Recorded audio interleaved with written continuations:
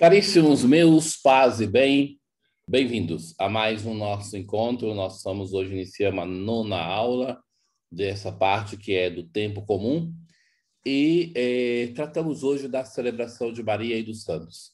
Já tratamos da parte chamada temporal, que praticamente ocupou todo o nosso curso até esse momento. Então, queremos agora reservar uma reflexão para aquela dimensão que diz respeito à presença dos santos no ano litúrgico. A Igreja sempre atribuiu uma grande veneração em relação aos santos, ou seja, àqueles cristãos que viveram a sua existência terrena guiados pela palavra de Deus, com os olhos do Espírito fixos no ressuscitado, tanto que reproduziu nestes a sua imagem, para serem reconhecidos oficialmente pela Igreja, modelo e exemplo de todos os cristãos. Eis porque o ano litúrgico celebração cíclico do mistério de Cristo, dedica algumas festividades e memórias, recolhidas do assim chamado santoral. Então, o santoral é a parte do calendário que é dedicada aos santos. Nós temos o temporal, que é aquela dedicada ao Cristo. Há algumas figuras dos santos e santas que são imagem de Cristo, morto e ressuscitado. E, ao mesmo tempo, modelos e intercessores para o povo de Deus. Isso está afirmado também no prefácio dos Santos, número 1. Na Assembleia dos Santos, vós sois glorificado. E, coroando seus méritos, exaltais vossos próprios dons. Nos vossos santos e santas ofereceis um exemplo para a nossa vida, a comunhão que nos une, a intercessão que nos ajuda. Um parêntese que esta insistência nos livros litúrgicos, no missal por excelência, em acrescentar os dois gêneros, santos e santas, irmãos e irmãs, é uma coisa muito própria do Brasil. Nem no missal português tem tal distinção. Então, nas línguas anglo-saxônicas, então, uma peculiaridade, por exemplo, do inglês. O inglês, a diferença de gênero é atestada até pela mudança radical da palavra. Se nós pensarmos, por exemplo, garoto e garota, nós mudamos uma letra e eles falam boy, girl. Então, também, por isso, irmãos, e quando se diz assim, irmãos, em língua anglo-saxônicas, quer dizer só os homens. Então, por isso eu esqueci de outra palavra. E já nas línguas latinas, o latim, quando usa o masculino, está englobando também o feminino. Isso não é virtude do latim, mas é um modo de ser, pronto. Somente uma constatação. Aí, esse modo de dizer, por exemplo, em italiano, quando se diz fratelli, são para os homens, e no missal italiano não se diz fratelli, sorelle. No missal espanhol não se diz hermanos, hermanas, mas se diz hermanos, fratelli, porque não é uma questão para eles importante. Já isso aqui é uma questão própria do Brasil. Então, também isso é uma constatação. Não é para dizer que é uma virtude ou um defeito do Brasil, uma constatação de fato. Esse é um dos problemas que tocam aquela exigência da Sé Apostólica, que determinou que, por primeira vez, a nova tradução do missal em língua portuguesa seja comum para todos os países de língua portuguesa. E, entre todos, o Brasil é aquele que é mais diferente de todos. Então, aí é que está a questão. Por exemplo, se vocês pensam na fórmula do ato penitencial, confesso a Deus Todo-Poderoso e a vós, irmãos e irmãs, que fiquei muitas vezes especialista em palavras para mim, e peço à Virgem Maria, aos anjos e a vós, irmãos e irmãs. Então, nos outros países, fala irmãos. Então, isso entre outras diferenças. Ocorre reafirmar, portanto, que o próprio de tempore e o próprio de sanctis não são dois ciclos independentes, paralelos ou contrapostos, mas, sobretudo, duas celebrações do único mistério pascal de Cristo. Ou seja, independentemente se celebra o temporal ou o santoral, a liturgia celebra o único mistério pascal de Cristo. O primeiro é celebrado diretamente nas festas do Senhor, o temporal, e o segundo, através da veneração dos santos, o santoral.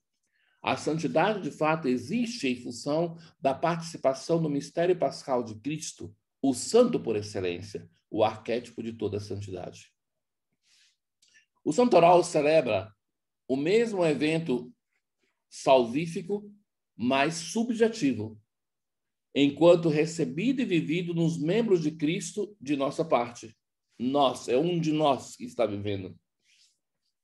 Enquanto frutificante de uma multiplicidade de realizações apresentada por tantas figuras distantes. Enquanto chegou nos membros eleitos do mesmo corpo à plena maturidade, à medida perfeita da estatura de Cristo, que é a medida pascal do Cristo, morto e ressuscitado, a qual os santos estiveram perfeitamente configurados. Desde Estevão, Santo Estevão, o protomártir, que morre repetindo as palavras de Cristo na cruz, a Francisco, desejoso de viver em plenitude as bem-aventuranças, todos os santos tiveram como ideal aquele de imitar o seu Senhor através de um carisma particular. Ou seja, em comum, nós temos a ligação com Cristo, mas cada um vai viver essa ligação com Cristo de um modo diferente. Estes, de fato, representam aqueles que souberam viver na plenitude do mistério pascal de Cristo, na sua existência terrena, acolhendo em particular aspectos de sua vida e de seu exemplo. É o mesmo Paulo que, dirigindo-se aos habitantes de Corinto, os exorta com essas palavras: fazei-vos os meus imitadores, como eu sou de Cristo.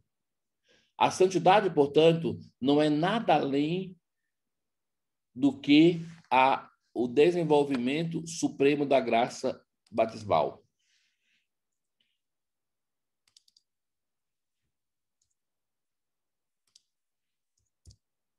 Criando o homem à sua imagem e semelhança, de fato, Deus imprimiu em cada um batizado, morada do Espírito, os delineamentos da sua santidade, com a qual o Cristo é chamado, com a graça de Deus, a conservar e, ao mesmo tempo, a definir, espelhando-se sempre mais na palavra de Deus e traduzindo tal semelhança em obras concretas de caridade.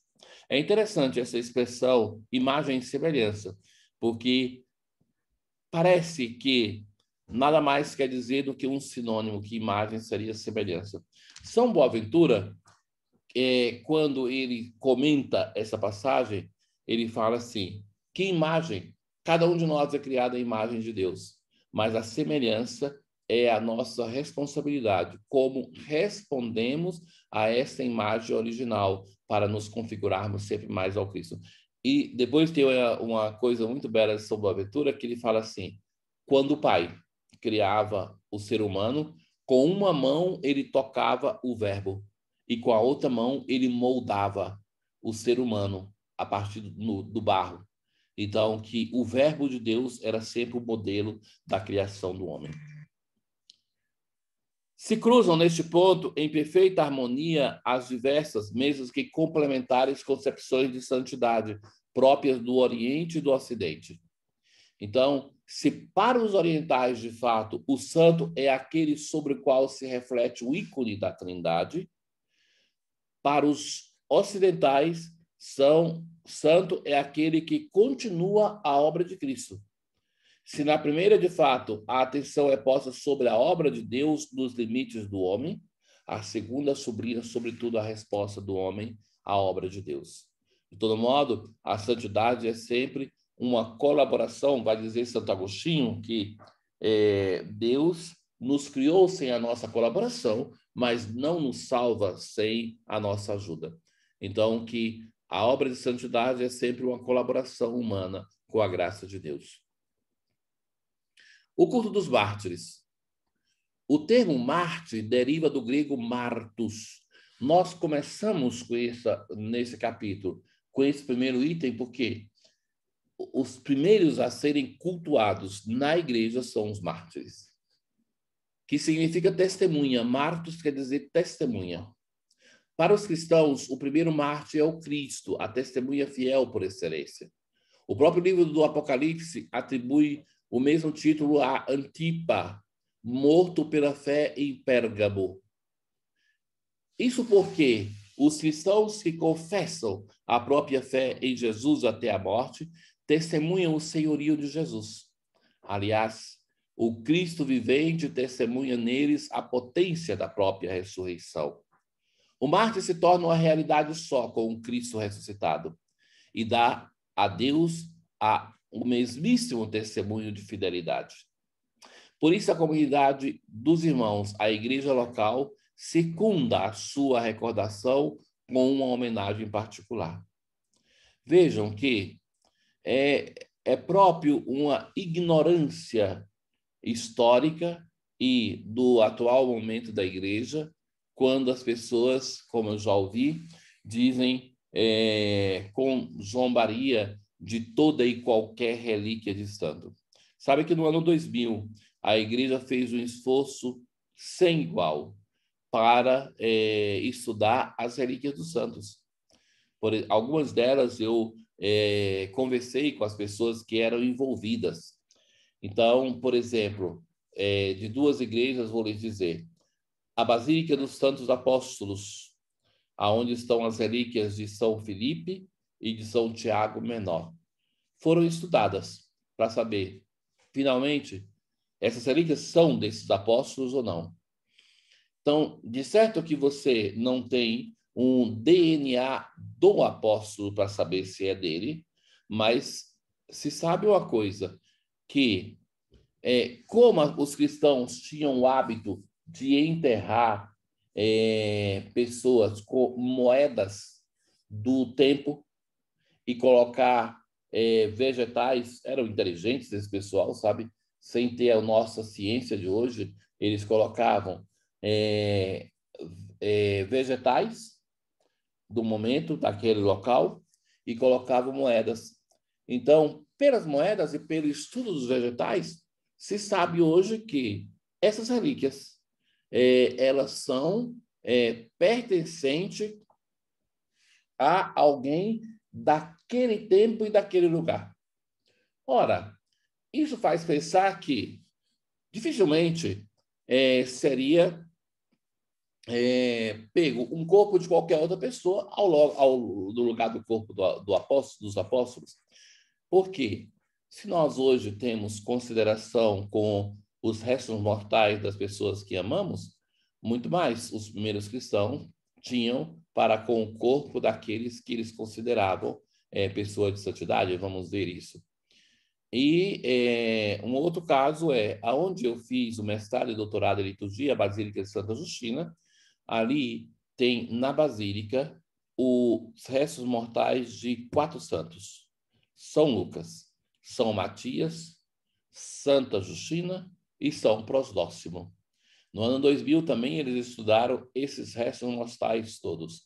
De São Lucas, o corpo se encaixa com a cabeça que está no Oriente. Se corresponde que é a mesma pessoa. De São Matias, a conclusão é que não existe provas suficientes para dizer que é o corpo de Matias, porque é a relíquia mais recente. E dos outros dois, como vamos ver, depois da era dos mártires, tem-se uma busca sempre maior de conservar a memória dos bispos. Prosdóximo, que é o bispo que é considerado, que é sepultado ali, quer dizer mestre em grego. Então, eles acreditam que não existiu como pessoa, não existe registro da existência desse bispo, mas que Pádua quis ter um bispo santo para ser modelo em relação a outras dioceses. Isso é um fenômeno que vai acontecer. E depois Justina, que dá o nome da basílica, é considerada a sua história como a filha de uma pessoa importante de um nobre ou oficial do exército que se converte à fé cristã e é martirizada pelo próprio pai. O problema é que não existe, diante de uma história tão atroz assim, nenhuma documentação de que este fato tenha ocorrido naquele tempo. Então, existe por parte, a nossa igreja é séria, então nenhuma igreja se dedica tanto a estudar como nós. E o tema das relíquias é um tema sério, mesmo que da Idade Média, nós o sabemos que era a busca das relíquias. Então, isso fez com que nascesse tantas falsas relíquias, mas aquelas relíquias que são hoje no centro das igrejas, elas são relíquias que foram estudadas. Então, que nós sabemos hoje, com os dados da ciência de hoje, nós temos a possibilidade de dizer se elas são relíquias verdadeiras ou não. É por esse motivo que a igreja é muito cuidadosa hoje com relíquias. Existe, assim, em muitas pessoas hoje o desejo de ter, não sabem vocês quantas pessoas escrevem para esse santuário, vêm aqui para pedir relíquia de São Francisco.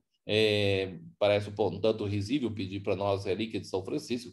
Então, eu digo assim que as relíquias são institucionais, então vão para paróquias, vão para instituições, e que tem que ser pedido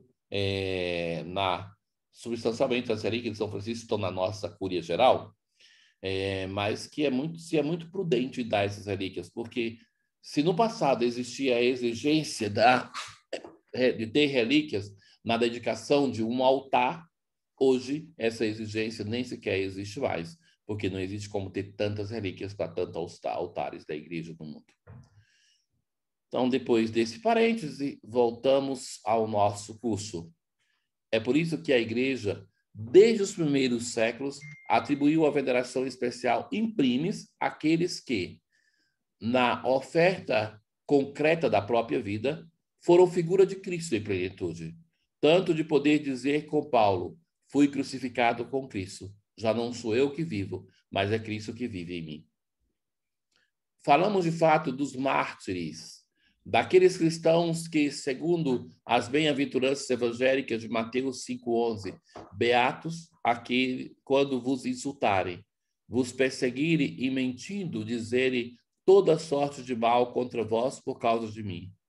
Deram a própria vida em maneira cruenta, por motivo do evangelho e do seu testemunho cristão. O culto dos mártires, efetivamente, é a primeira forma de veneração. É a primeira dos santos que nascem da igreja. Essa sempre demonstrou uma grande consideração ao sepultar os cristãos mortos por causa da fé. Já a partir dos primeiros apóstolos, dos tempos apostólicos. Basta reler o martírio de Estevão, no qual se observa como homens piedosos sepultaram Estevão e fizeram um grande luto por ele. Então, que é o texto que nós ouvimos nos primeiros dias do tempo pascal. De tal veneração em relação ao corpo daqueles que sacrificaram a sua vida por Cristo, nascerá justamente o culto dos mártires, do qual, a partir do século II, temos testemunhos isolados para depois chegar no século III aos testemunhos mais frequentes e explícitos. Também essa tradição provém do mundo hebraico. Lembram que o próprio Jesus vai dizer assim para os seus contemporâneos, que vossos pais matavam os profetas e depois os cultuavam. Então, o culto daqueles que são martirizados por causa do Senhor é muito presente já. E o documento primeiro está aí. O primeiro culto a alguém morto, algum cristão morto, é aquele a Estevão, o nosso proto-mártir. Quais, portanto, as características próprias do culto dos mártires? Elas serão elencadas a seguir. Antes de tudo, uma especial veneração em relação ao corpo, como lugar no qual Deus manifestou a sua presença, imprimindo a sua imagem, e como habitação do Espírito. Então, esta veneração pelo corpo é a primeira característica.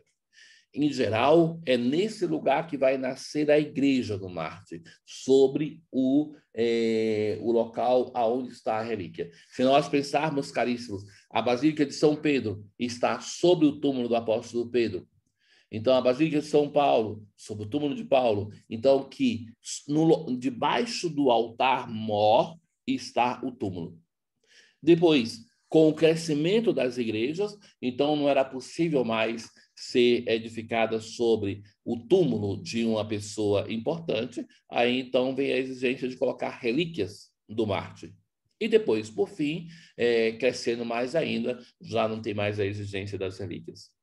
A comunidade cristã se reúne anualmente no lugar da sepultura do Marte, no dia do seu Dies Natalis, dia do nascimento, mas na verdade é o dia da morte, é o nascimento para a vida. Na recordação não da sua morte, mas do seu nascimento ao céu. Um aniversário celebrado nos primeiros séculos na serenidade e na alegria, provavelmente no contexto da Eucaristia, como será atestado nos séculos 3 a 4. Na celebração do Dia Natal dos Santos, de fato, a Igreja celebra o cumprir-se neles do mistério pascal de Cristo. Então, a segunda característica, primeiro a veneração do corpo e depois a reunião no Dias Natalis, do aniversário do seu martírio.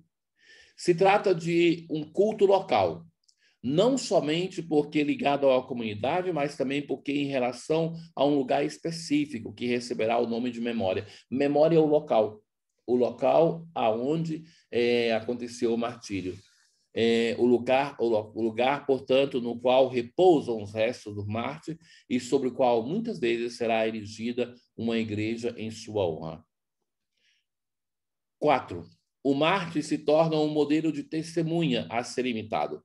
A sua recordação se fará através da leitura da sua Passio. Passio é aquela narração do martírio, durante a celebração litúrgica. Na Epístola 12 de Cipriano é encontrada pela primeira vez a menção de um registro nos mártires que deveria ser comemorados da igreja local. O bispo de Cartago recomenda ao seu clero de sepultar com cuidado os confessores da fé, anotando o dia da sua morte, de modo a poder celebrar a memória. Depositados os restos mortais, acontecia próximo da sepultura a refeição fúnebre ou refrigerium, atestado já no século III. Muitas vezes o refrigério se acompanhava também da Eucaristia, isto é, aquela celebração que por si mesma reconduzia ao essencial do mistério pascal de Cristo, como fonte e modelo de toda a santidade, particularmente do martírio. É por isso que já desde o século III se encontra testemunhos sobre a presença do presbítero na tumba do Marte. Então, que era uma celebração litúrgica. Aí, então, com isso, nós falamos do culto dos mártires. Mas ainda tem um problema a ser resolvido, que é, e então, como se resolve a questão de todos os outros santos? Então, com o fim do tempo da perseguição, com a dita conversão do Império, dita conversão porque é ambivalente o modo de interpretar aquela conversão do imperador e do império. Porque para alguns vai ser considerado o grande momento da igreja. Para outros, o grande momento da falência da igreja. Porque enquanto a religião era perseguida, ser cristão era um desafio. Quando começa a ser a religião do império, porque o adágio medieval era aquele de a religião do rei é a religião de todos, então ser pagão é que era o desafio. Bom, independentemente da interpretação que se possa dar, o que acontece é que, com a conversão do império, o ideal do martírio já não existe mais. Já não se era perseguido por ser cristão. E, com isso, o ideal de vida de santidade tem que ser repensado. E aí, então, muitos cristãos, não muitos, alguns cristãos, vão abandonar a cidade e ir para o deserto. E, quando acontece isso, então o ideal de santidade se torna a virgindade, a viuvez. Então, com isso, vai ter o crescimento daqueles santos que não são mais no elenco, não estão mais no elenco dos mártires. Aos poucos, o termo mártir, sobretudo a partir do século IV, a conversão de Constantino é no ano 313, mas é dele, do Império, vai ser depois. Será usado para indicar não somente aqueles que morreram pela fé, mas também aqueles que confessaram a fé e morriam na prisão ou no exílio, ou, segundo Agostinho, viviam o martírio da doença sobre o leito do sofrimento. Além disso, se tentará uma certa assimilação, se não igualdade, entre o mártir e o homem virtuoso, para quem faltou a ocasião do martírio, ou dito mártir espiritual. Será visto, portanto, aos poucos, um certo alargamento do culto dos mártires a outros ilustres crentes e, portanto, a outras tipologias de santidade, dando origem ao culto dos santos. Eu insisto em usar crentes, sabe? Que no ideário de tantos é assim, pessoas que são pertencem a outra religião, é porque eu não aceito que o nome que nós católicos usamos por tanto tempo, crentes e evangélicos, seja propriedade de uma outra religião e que nós não possamos usar. Então, por isso, a minha insistência em todos os capítulos envolver isso. Foi celebrado, antes de tudo, a memória daqueles bispos que tinham deixado uma recordação particular significativa do seu serviço pastoral. Cada igreja particular tinha atualizado o elenco dos próprios pastores para atestar a própria filiação apostólica. Neste ponto, junto com o Depositio Martyrum, o cronógrafo romano de 354 d.C. conservará também o Depositio Episcoporum. A série dos papas não mártires começou com Lúcio, 254 d.C., com a cristianização do mundo romano em torno do século IV e o fim das perseguições, o tempo do martírio parecia terminado e, portanto, são valorizadas formas substitutivas do martírio na ascese, na virgindade e na viuvez. Também o prestígio dos padres do deserto, como também dos fundadores de algumas formas de vida monástica, seja a masculina que a feminina, comportou a inscrição dos seus nomes nos calendários locais, sem que, todavia, fosse atribuída a eles a mesma importância dos mártires que permaneceram sempre como modelo de toda a santidade. O costume de reunir-se na tumba dos mártires levou à compilação dos calendários, dos quais eram escritos os nomes dos mártires e dos santos, os seus dias natais e o lugar da depositio, na qual era celebrada a Eucaristia. Mais tarde, as diversas igrejas locais trocavam os respectivos calendários e não tardou que se reunissem para constituir os martirológios.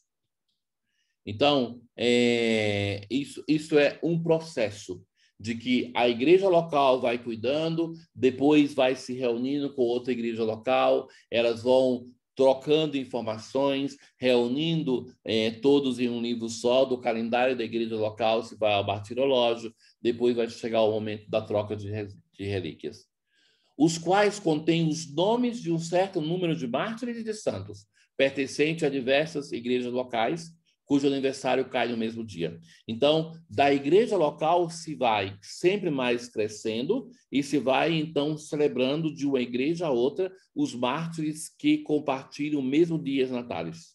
Então, vejam que esse é um processo que vai crescendo, que não nasce quase nada no âmbito do calendário litúrgico, nasce como uma decisão de um grupo de especialistas, mas que é um fenômeno crescente que vai indo adiante, adiante, adiante. Aos poucos, do culto dos mártires dos santos, portanto, se difundiu também por ulteriores motivos, entre os quais a transladação das relíquias, final do século IV e em Roma no século VII, a troca e a distribuição das mesmas. Uma igreja local enviava para uma outra igreja local. Aos poucos, os calendários se esqueceram sempre mais da festa dos santos por motivo também do grande sucesso que essas figuras tinham adquirido no meio do povo de Deus, que os invocava como intercessores. Se isso, de um lado, levou, se enriqueceram, não esqueceram.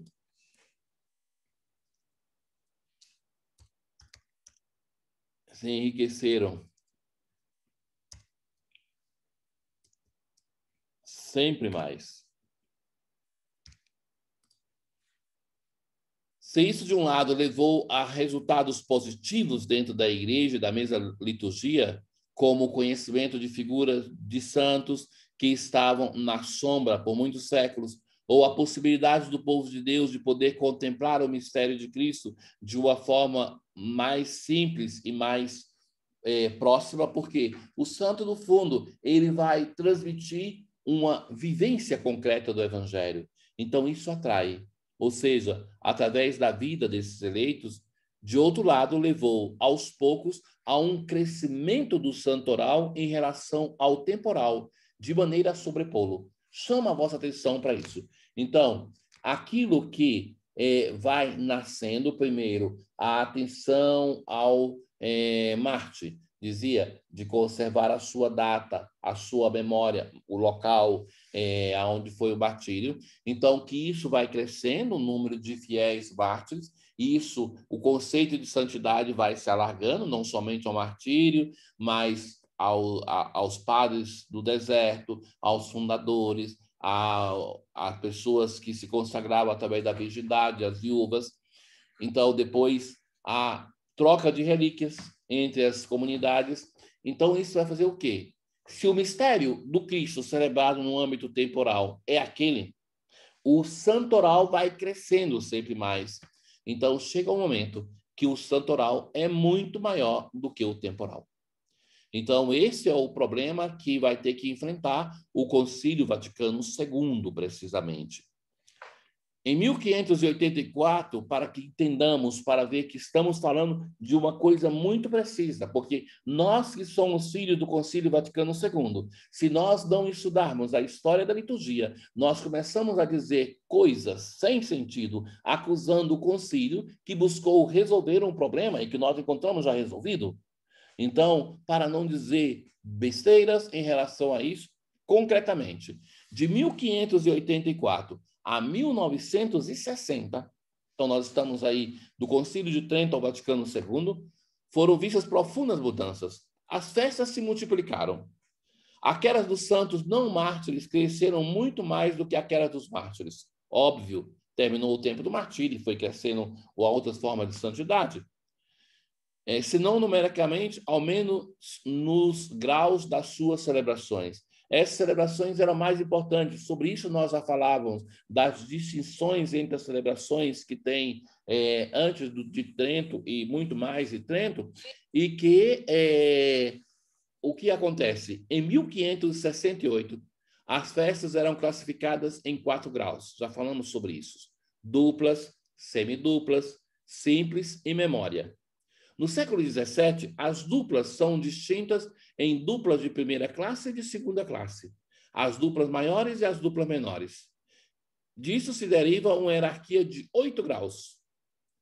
E, até 1911, todas as festas do rito duplo tinham uma precedência sobre os domingos, excetuando os mais importantes, como o primeiro do Advento e o primeiro da Quaresma. Mas o segundo do Advento, o segundo da Quaresma, se caía uma festa de santo, eles eram mais importantes do que o domingo. Então, por isso, até mesmo o domingo, que nós falávamos da primeira expressão da celebração da Páscoa, ele não tinha um valor tão importante como a festa de alguns santos, assim que o ciclo temporal era submergido pelo santoral, pois muitos santos tinham festas importantes no calendário. Então, era este o problema real que acontecia. Então, quando nós hoje falamos da questão dos santos, nós muitas vezes não temos por trás toda a história que era isso e dizemos coisas que não têm sentido.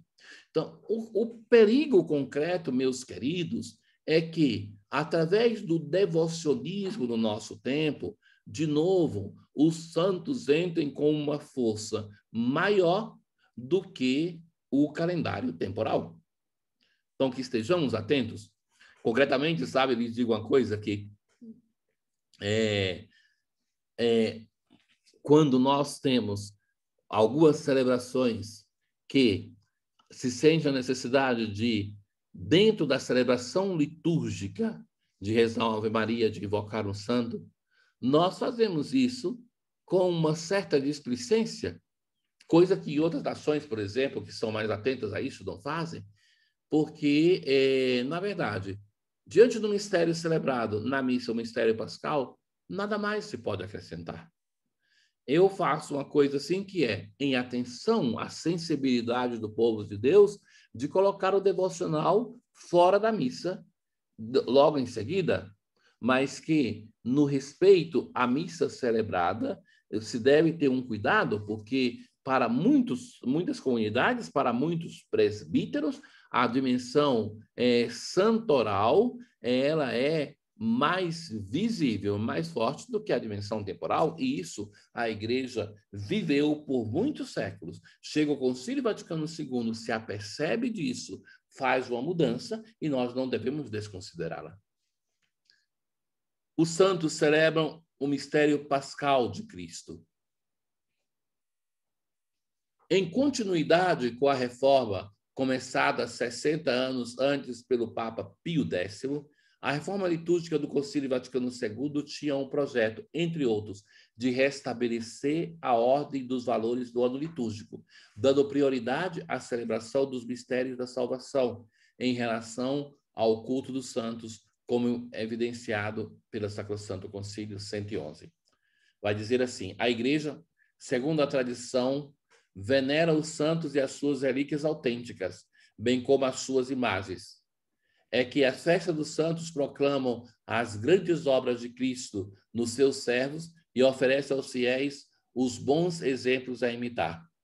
Para que a festa dos santos não prevaleça sobre as festas que recordam o mistério da salvação, muitas delas ficarão a ser celebradas só por uma igreja particular, ou nação ou família religiosa, estendendo-se apenas a toda a igreja as que festejam os santos de inegável importância universal.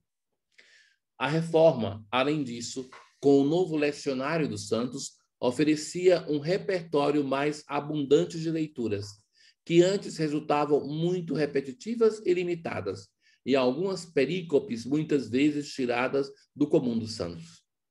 Conscientes do fato de que a palavra de Deus se torna a via preferencial através da qual é relida a figura do santo em relação a Cristo e à Igreja, a reforma levaria também a uma revisão das orações e dos formulários previstos para a festa dos santos, corrigindo-os, refinando-os nas expressões e nas linguagens e cercando-se de personalizar os mesmos com referências ao espírito que animou o santo e à missão por ele cumprida na Igreja. Se o Concílio Vaticano II desejava uma reforma do ano litúrgico, como pedido no número 107 da Sacrosanto Concílio, essa tinha que ser feita antes da publicação do Missal Romano e da mesma liturgia das horas reformadas. Com a Carta Apostólica Mysterii Paschalis, de 14 de fevereiro de 1969, Paulo VI tornou público o novo calendário romano. É óbvio que para mudar o missal e para mudar a liturgia das horas, era preciso antes reformar o calendário. E nessa reforma do calendário, aí que então é revisto o santoral da igreja. Então, esse é o primeiro passo, para depois dizer como celebrar este calendário. Os números 102 a 111 do Sacrosanto Concílio evidenciam os critérios gerais que guiaram a redação do novo calendário. 4 critérios. Primeiro, a centralidade do mistério pascal de Cristo, que estava perdido em meio do santoral.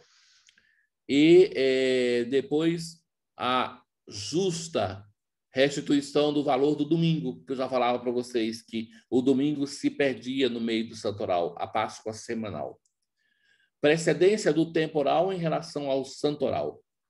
As festas de Maria e o santoral não estão em contraste com o mistério pascal de Cristo. Ao contrário, nestes tal mistério é proclamado e renovado.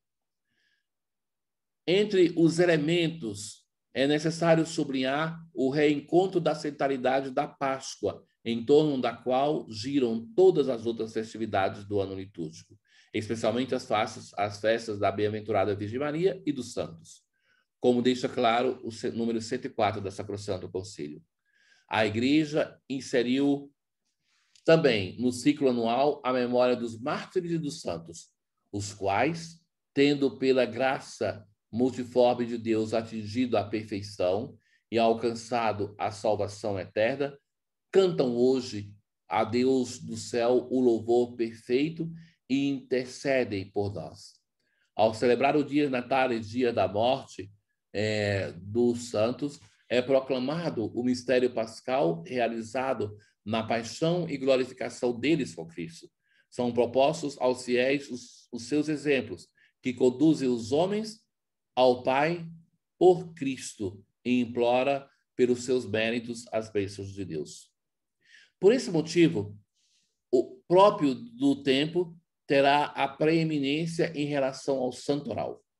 Grande importância é dada, além disso, à Páscoa semanal, ao domingo, seja porque no curso de todo o ano litúrgico se concentra neste o inteiro mistério pascal, que nós já ouvimos falar disso, vivido e celebrado nos diversos mistérios durante o ano, e seja pela sua antiguidade em relação a todas as outras festas do ano litúrgico. No que diz respeito ao santoral, foram inseridos aqueles santos mártires e outros que tiveram uma particular importância na Igreja a nível universal, enquanto foi confiado aos calendários litúrgicos locais, nacionais, regionais ou diocesanos, o culto de santos ligados a específicas regiões geográficas. Isso propriamente para evitar que o santoral pudesse sobrepor o temporal. Foram ainda suprimidas todas aquelas festividades de santo de duvidosa existência histórica. Querem um exemplo? O São Jorge, por exemplo. Todos os santos que confinavam com a legenda, não legenda no sentido da palavra latina que deve ser lido, mas que não se tinha provas da sua existência, que era um culto desenvolvido mais do que uma historicidade, então esses foram retirados do calendário. O calendário evidencia uma tríplice categoria de celebrações dos santos: solenidade, festa e memória. Esta última pode ser obrigatória ou facultativa. Desse se recorda normalmente a data do martírio ou da morte, o dies natalis. Somente da Bem-aventurada Virgem Maria e de São João Batista, vista a sua importância na inteira economia da salvação, se festeja também o dia do nascimento, o dia da natividade da Mãe de Deus e de São João Batista. O calendário entende refletir a universalidade da Igreja e, portanto, da sua santidade, segundo as diversas áreas geográficas, santos provenientes de diversos lugares, e segundo os diversos estados de vida, de santidade, mártires, virgens, pastores, etc. Pelo fato da história plurissecular da Igreja, são celebrados os santos de todas as épocas, de modo especial os santos bíblicos. Além do calendário romano geral, e justamente a este são encontrados calendários particulares difusos, ou seja, diocesanos, regionais e religiosos. Por exemplo, nós temos o nosso calendário franciscano. Esses dão a possibilidade a cada igreja particular ou instituto religioso de poder organizar o culto dos santos a esses associados. Por isso, a Congregação para o Culto Divino, em 24 de junho de 1970, publicou a instrução Calendária Particulária, na qual são recolhidas as instruções e normas necessárias para redigir os calendários particulares. Então, meus caros, nos vemos daqui a pouco. Obrigado.